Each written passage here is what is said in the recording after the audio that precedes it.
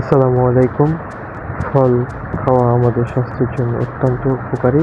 এতে প্রাকৃতিকভাবে ভিটামিন, খনিজ, অ্যান্টিঅক্সিডেন্ট ও ফাইবার থাকে যা শরীরকে সুস্থ রাখে।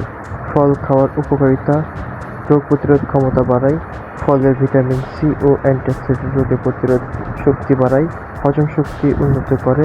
ফলের ফাইবার হজম শক্তি প্রক্রিয়াকে সহজ করে এবং কোষ্ঠকাঠিন্য দূর করে। হৃদরোগের ঝুঁকি কমায়। ফলে পটাশিয়াম রক্তচাপ নিয়ন্ত্রণে সাহায্য করে এবং